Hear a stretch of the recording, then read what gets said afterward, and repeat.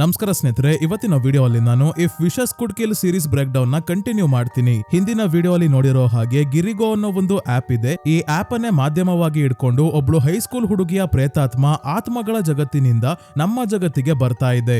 ಮತ್ತೆ ಈ ಆಪ್ ಅಲ್ಲಿ ತಮ್ಮ ಆಸೆಯನ್ನ ರೆಕಾರ್ಡ್ ಮಾಡಿ ಕಳಿಸಿದವ್ರನ್ನ ಕೊಲ್ತಾ ಇದ್ದಾಳೆ. ಆಸೆಯನ್ನ ಹೇಗೆ ರೆಕಾರ್ಡ್ ಮಾಡಬಹುದು ಅಂತ ಕೂಡ ನೋಡಿದೀವಿ. ಪೇಪರ್ ಮೇಲೆ ಡೇಟ್ ಆಫ್ ಬರ್ತ್ ಮತ್ತೆ ಹೆಸರನ್ನ ಬರೆದು ತಮ್ಮ ವಿಶ್ ಏನಿದೆ ಅಂತ ವಿಡಿಯೋ ರೆಕಾರ್ಡ್ ಮಾಡಿ ಸೆಂಡ್ ಬಟನ್ ಪ್ರೆಸ್ ಮಾಡಿದ್ರೆ ಮುಗೀತು, ಆಸೆ ಈಡೇರುತ್ತೆ. ಆದ್ರೆ ಹಿಂದೆನೆ 24 ಗಂಟೆ ಟೈಮರ್ ಶುರುವಾಗಿ ಟೈಮರ್ ಅಲ್ಲಿ ಸಮಯ ಮುಗಿಯೋಷ್ಟರಲ್ಲಿ ಆಸೆಯನ್ನ ಹೇಳ್ಕೊಂಡವರು ಸಾವನ್ನಪ್ತಾರೆ. ಈ ಸೀರೀಸ್ ಅಲ್ಲಿ ಇರೋ ಮೇನ್ ಕ್ಯಾರೆಕ್ಟರ್ಸ್ ಯಾರಂದ್ರೆ ಸಿಯಾ, ಕಿಮ್, ಹಾಜೂನ್, ನಾರಿ ಮತ್ತೆ ಚೋಯ್. ಹೇರುಂಗ್ ಅನ್ನೋ ಹುಡುಗಿ ಯಾರ ಮೇಲೋ ಶಾಪ ಹಾಕಿ ನೀವೆಲ್ಲರೂ ಸಾಯ್ಬೇಕು ಅಂತ ಹೇಳಿ ಮೊದಲು ವಿಡಿಯೋ ರೆಕಾರ್ಡ್ ಮಾಡ್ತಾ ಸಾವನ್ನಪ್ತಾಳೆ. ಅದಾದ್ಮೇಲೆ ಗಿರಿಗೋ ಆಪ್ ನ ಯೂಸ್ ಮಾಡಿ ಚೋಯ್ ಸಾವನ್ನಪ್ತಾನೆ. ಕಿಮ್ ಸೇಯಾಳ ಲಾಂಗ್ ಜಂಪ್ ಪ್ರಾಕ್ಟೀಸ್ ಕ್ಯಾನ್ಸಲ್ ಆಗ್ಲಿ ಅಂತ ವಿಶ್ ರೆಕಾರ್ಡ್ ಮಾಡಿ ಇವನು ಕೂಡ ಸಾಯೋ ಸ್ಟೇಜ್ ಗೆ ಹೋಗಿದ್ದವನು. ಸೇಯಾ ಇವನು ಸಾಯಬಾರ್ದು ಅಂತ ವಿಶ್ ಮಾಡಿದ್ರಿಂದ ಇವಳ ಫೋನ್ ಅಲ್ಲಿ ಟೈಮರ್ ಶುರು ಆಗಿದೆ. ಕೊನೆಯದಾಗಿ ಕಿಮ್ನ ಪ್ರಾಣ ಉಳಿಸೋಕೆ ಸೇಯಾ ವಿಶ್ ಮಾಡಿದ್ರಿಂದ ಕಿಮ್ನ ಫೋನ್ ಅಲ್ಲಿ ಇದ್ದ ಟೈಮರ್ ಸ್ಟಾಪ್ ಆಗಿದೆ. ಆದ್ರೆ ನಾರಿ ಕೂಡ ಆಪ್ ನ ಯೂಸ್ ಮಾಡಿದ್ದಾಳೆ. ಯಾವಾಗ, ಎಲ್ಲಿ, ಯಾಕೆ ಅಂತ ಇನ್ನೂ ಗೊತ್ತಾಗಿಲ್ಲ. ಒಟ್ನಲ್ಲಿ ಅವಳ ಫೋನ್ ಅಲ್ಲೂ ಟೈಮರ್ ಶುರು ಆಗಿದೆ. ಇನ್ನೊಂದು ಶಾಕಿಂಗ್ ವಿಷಯ ನಾನು ಹಿಂದಿನ ವಿಡಿಯೋ ಎಡಿಟ್ ಮಾಡ್ಬೇಕಾದ್ರೆ ಗಮನಿಸಿದೆ ಸ್ನೇಹಿತರೆ. ನಾವ್ ಅನ್ಕೊಂಡಿದ್ವಿ ಮೊದಲನೇ ಬಾರಿ ಆ ಹುಡುಗಿಯ ಪ್ರೇತಾತ್ಮವನ್ನ ನೋಡಿದ್ದು ಕಿಮ್ ಪೊಸೆಸ್ಡ್ ಆದಾಗ ಅಂತ.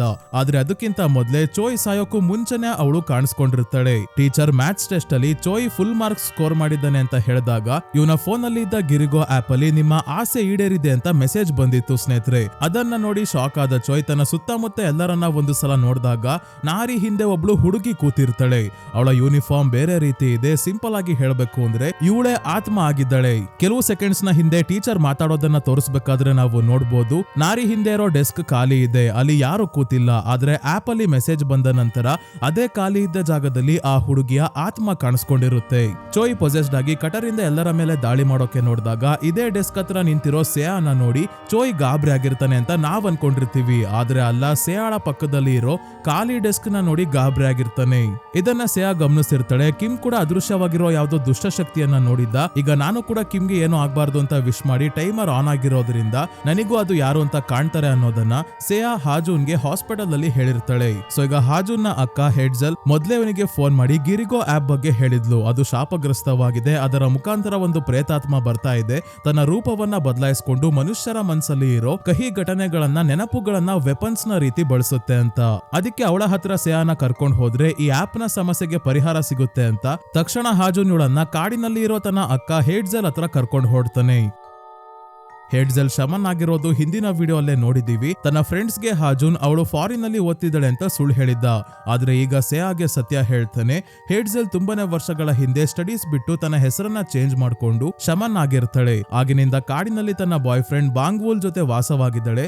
ಅವಳು ತುಂಬಾನೇ ಶಕ್ತಿಶಾಲಿ ದುಷ್ಟಶಕ್ತಿಗಳ ಜೊತೆ ಡೀಲ್ ಮಾಡೋದ್ರಿಂದ ಕೆಲವು ದುಷ್ಟಶಕ್ತಿಗಳು ಅವಳ ಹಿಂದೆ ಬಿದ್ದಿರ್ತವೆ. ಹಾಗಾಗಿ ಅವಳು ತನ್ನ ಮನೆ ಬಿಟ್ಟು ಹೊರಗೆ ಎಲ್ಲೂ ಬರಲ್ಲ. ತನ್ನ ಪೂಜಾ ಸ್ಥಳ ಇರೋ ಜಾಗದಲ್ಲೇ ಅವಳಿಗೆ ಶಕ್ತಿ ಜಾಸ್ತಿ. ಹಾಜೂನ್ಗೆ ಯಾವುದೇ ರೀತಿ ತೊಂದರೆ ಆಗ್ಬಾರ್ದು ಅಂತ ತನ್ನ ಮನೆ ಒಳಗೂ ಕೂಡ ಕರ್ಕೊಂಡು ಹೋಗಿರಲ್ಲ. ಹಾಜೂನ್ಗೆ ಇದೆಲ್ಲ ಎಲ್ಲಿಂದ ಅರ್ಥ ಆಗುತ್ತೆ, ಅಕ್ಕ ಬೇಕು ಅಂತಾನೆ ಇದೆಲ್ಲ ಮಾಡ್ತಿದ್ದಾಳೆ ಅಂತ ಅನ್ಕೊಂಡಿದ್ದಾನೆ.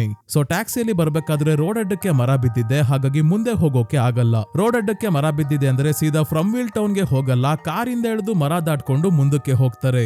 ಕಾಡಿನಲ್ಲಿ ತುಂಬಾನೇ ಹೊತ್ತು ನಡ್ಕೊಂಡು ಹೋದಾಗ ಕೊನೆಗೂ ಹೇಡ್ಜಲ್ ನ ಮನೆಯ ಗೇಟ್ ಹತ್ರ ಬರ್ತಾರೆ. ಗೇಟ್ ಓಪನ್ ಮಾಡಿದ ಬಾಂಗ್ವುಲ್ ಬಾಮೈದ ಬಂದ ಬಾ ಅಂತ ಇಬ್ಬರನ್ನ ಒಳಗೆ ಕರ್ಕೊಂಡ್ ಬರ್ತಾನೆ.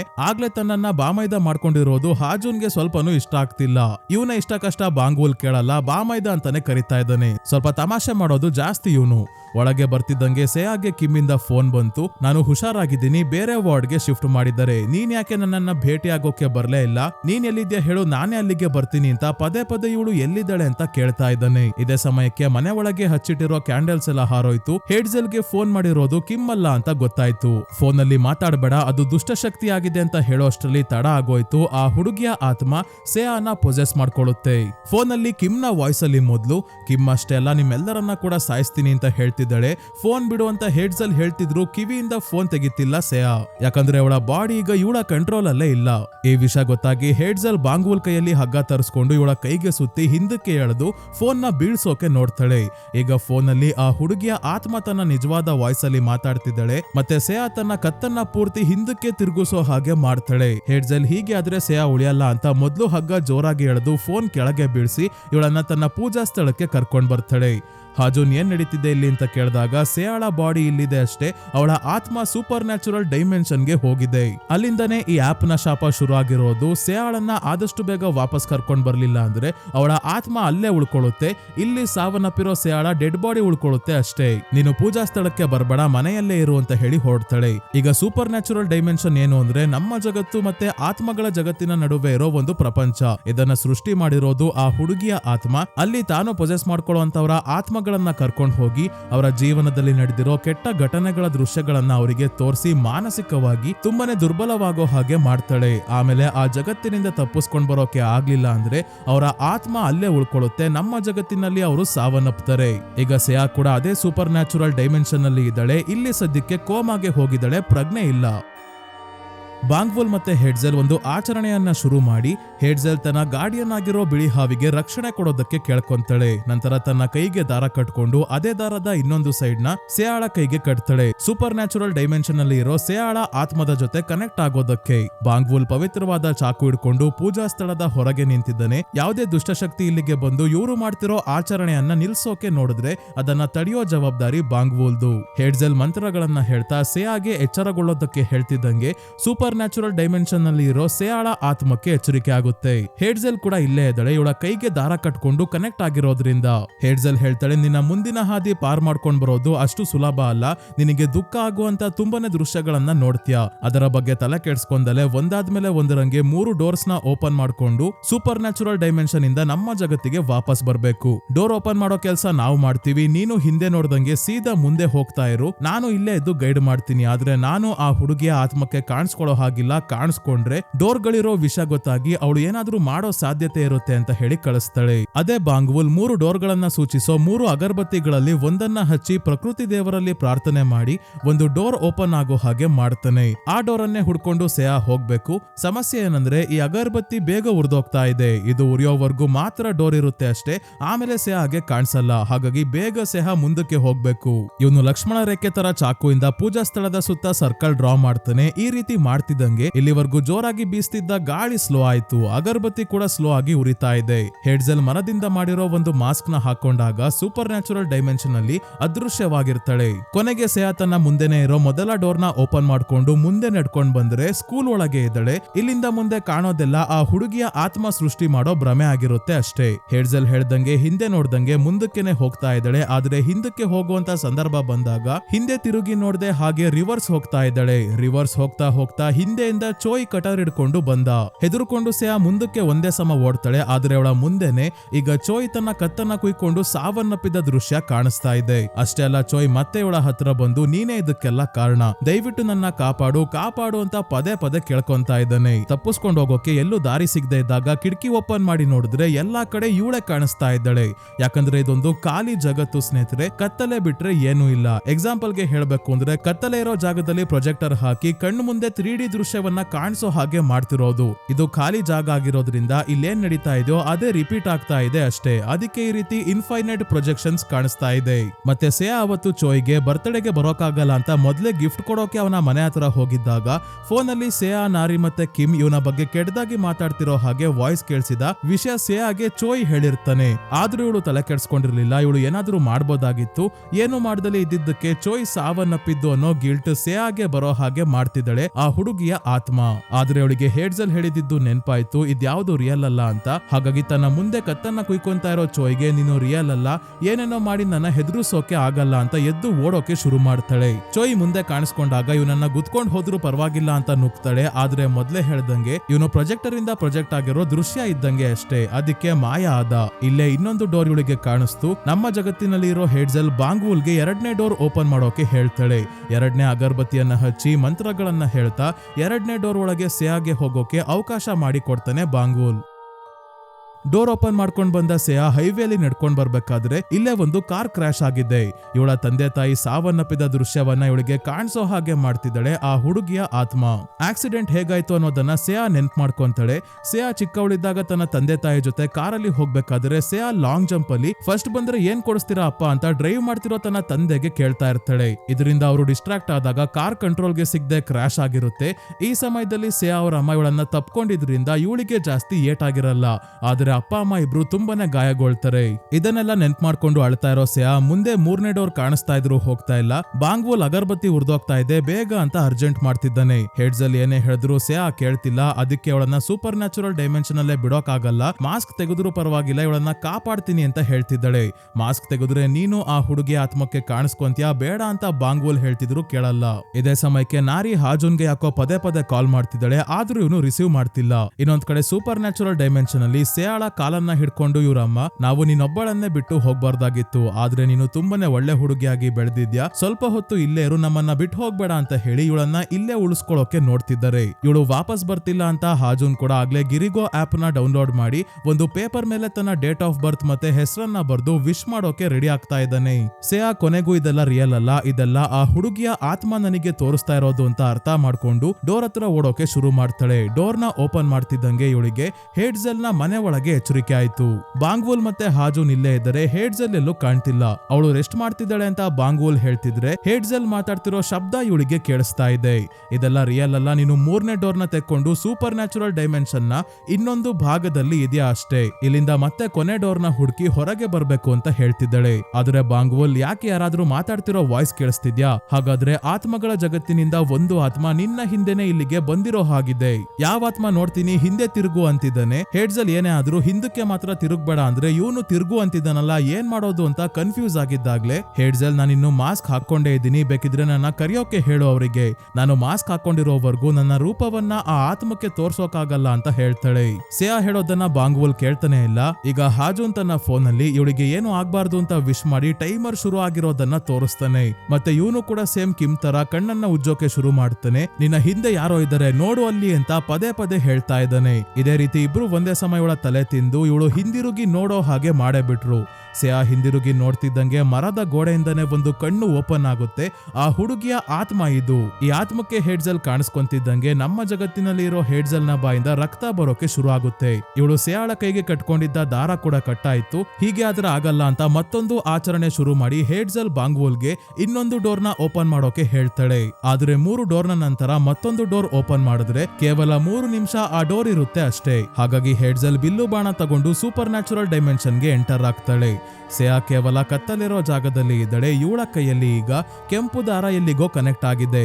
ಎಲ್ಲಿಗೆ ಅಂತ ನೋಡೋಕೆ ಹೋದಾಗ ಮೇಲಿಂದ ಡೆಡ್ ಬಾಡಿಗಳು ಕೆಳಗೆ ಬಿದ್ದು ನೇತಾಡ್ತಿರೋ ಹಾಗೆ ಇವಳಿಗೆ ಕಾಣಿಸುತ್ತೆ. ಮತ್ತೆ ಅವಳ ಕೈಯಲ್ಲಿ ಇರೋ ದಾರ ಒಂದು ಫೋನ್ಗೆ ಕನೆಕ್ಟ್ ಆಗಿ ಫೋನ್ ನ ಹಿಂದೆ ಆ ಹುಡುಗಿಯ ಆತ್ಮ ಕೂಡ ನಿಂತಿದೆ. ಇವಳ ಕುತ್ತಿಗೆ ಕಟ್ಟಾಗಿರೋದು ನೋಡಿದ್ರೆ ಮೊದಲ ಎಪಿಸೋಡ್ ನ ಸ್ಟಾರ್ಟಿಂಗ್ ಅಲ್ಲಿ ಸಾವನ್ನಪ್ಪಿದ ಹೇರುಂಗ್ ಮತ್ತೆ ಚೋಯಿ ತರ ಇವಳು ಕೂಡ ಸಾವನ್ನಪ್ಪಿದ ನಂತರ ಪ್ರೇತಾತ್ಮ ಆಗಿರೋ ಹಾಗೆ ಕಾಣ್ತಿದ್ದಾಳೆ. ಸೇಯಾ ಇವಳನ್ನ ನೋಡ್ತಿದ್ದಂಗೆ ಇವಳ ಮೂಗು ಬಾಯಿಂದ ರಕ್ತ ಬರೋಕೆ ಶುರು ಆಯ್ತು. ಸರಿಯಾದ ಸಮಯಕ್ಕೆ ಹೇಡ್ಜಲ್ ಬಾಣವನ್ನ ಬಿಟ್ಟು ಕೆಂಪು ದಾರವನ್ನ ಕಟ್ ಮಾಡ್ತಾಳೆ. ಮತ್ತೆ ತಕ್ಷಣ ಸೇಯಾನ ಇಲ್ಲಿಂದ ಕರ್ಕೊಂಡ್ ಹೊರಟಾಗ ಆ ಹುಡುಗಿಯ ಆತ್ಮ ಕಟರಿಂದ ದಾಳಿ ಮಾಡ್ತಾಳೆ. ಸೇಯಾನ ಕಾಪಾಡೋಕೆ ಹೋಗಿ ಹೇಡ್ಜಲ್ ನ ಕೈಗೆ ಗಾಯ ಆಯ್ತು. ಕೊನೆಗೂ ಸೇಯಾನ ಇಲ್ಲೇ ಇರೋ ಒಂದು ರೈನ್ಬೋ ಡೋರ್ ಇಂದ ಹೊರಗೆ ಕರ್ಕೊಂಡ್ ಬರ್ತಾಳೆ. ಇವರು ಹೊರಗೆ ಬಂದ ಡೋರ್ ಸೇಮ್ ಮೊದಲ ಎಪಿಸೋಡ್ ನ ಮೊದಲ ಸೀನ್ ಅಲ್ಲಿ ಹೇರುಂಗ್ ವಿಶ್ ರೆಕಾರ್ಡ್ ಮಾಡಿದ್ದ ಬಿಲ್ಡಿಂಗ್ ಅಲ್ಲಿ ರೈನ್ಬೋ ಮತ್ತೆ ಬಲೂನ್ಸ್ ಇದ್ದ ಕಿಟಕಿ ಇತ್ತಲ್ಲ, ಅದೇ ರೀತಿ ಇದೆ. ಅಂದ್ರೆ ಈ ರೈನ್ಬೋ ಕಿಟಕಿ ಮತ್ತೆ ಇಲ್ಲಿ ನಡೀತಾ ಇರೋದಕ್ಕೂ ಏನೋ ಸಂಬಂಧ ಇದೆ.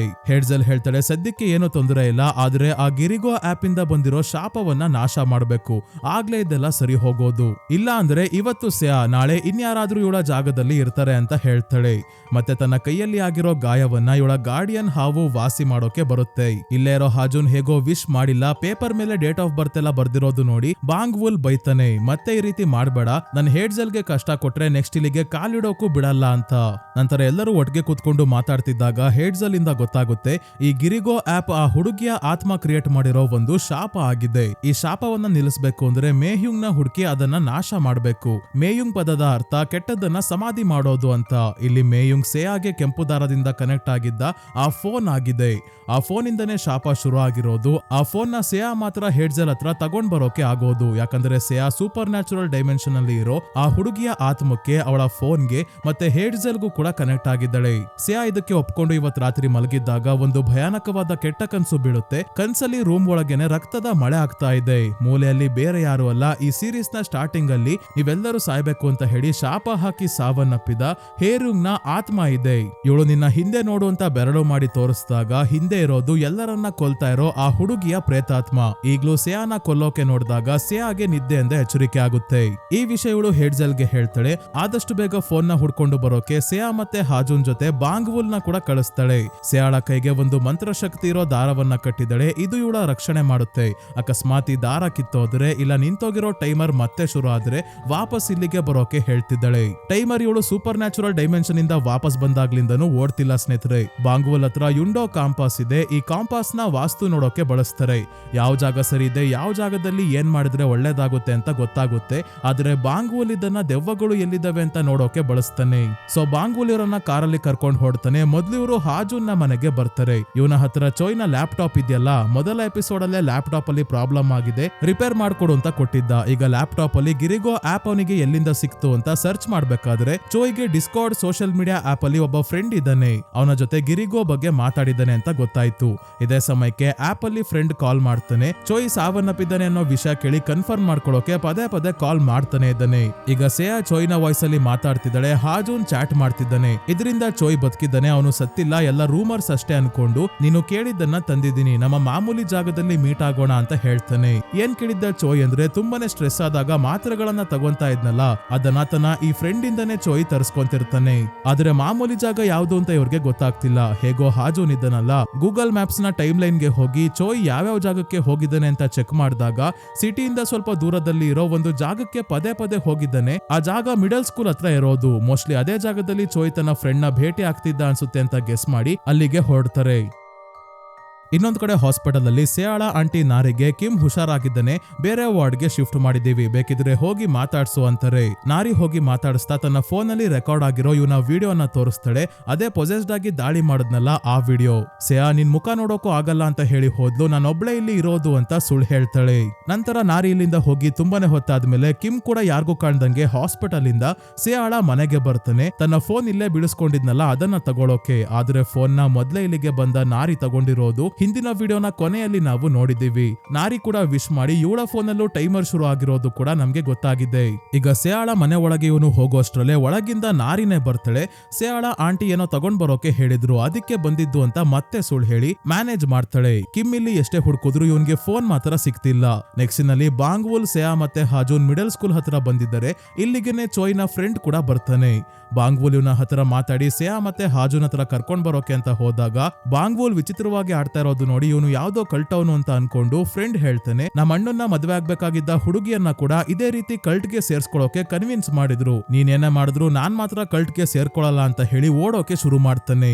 ಸಿಯಾ ಮತ್ತೆ ಹಾಜೂನ್ ಇವನು ಓಡೋಗ್ತಾ ಇರೋದು ನೋಡಿ ಹಿಂದೆನೆ ಓಡ್ ಬರ್ತಾರೆ. ಫ್ರೆಂಡ್ ಒಂದು ಮನೆಯ ಮೇಲೆ ಹತ್ತಿ ಇಲ್ಲಿಂದ ಒಂದಾದ್ಮೇಲೆ ಒಂದು ಬಿಲ್ಡಿಂಗ್ ಮೇಲೆ ಹೋಗ್ತಾ ಕೊನೆಗೆ ಏಣಿಯ ಸಹಾಯದಿಂದ ಒಂದು ಮನೆ ಮೇಲೆ ಹೋಗಿ ಏಣಿನೂ ಕೆಳಗೆ ಬೀಳಿಸ್ಬಿಡ್ತಾನೆ.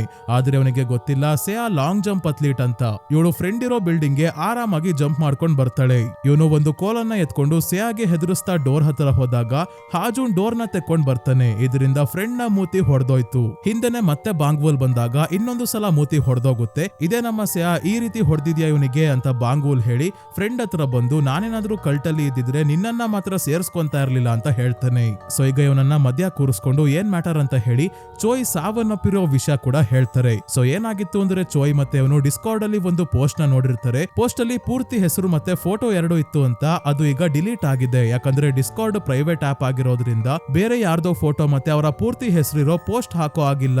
ಆ ಪೋಸ್ಟ್ ನ ನೋಡಿದಾಗ ಇವರಿಗೆ ಗಿರಿಗೋ ಆಪ್ ಬಗ್ಗೆ ಗೊತ್ತಾಗಿರುತ್ತೆ. ಫೋಟೋ ಅಲ್ಲಿ ಇಬ್ಬರು ಹುಡುಗಿಯರು ಕೂಡ ಇರ್ತಾರೆ.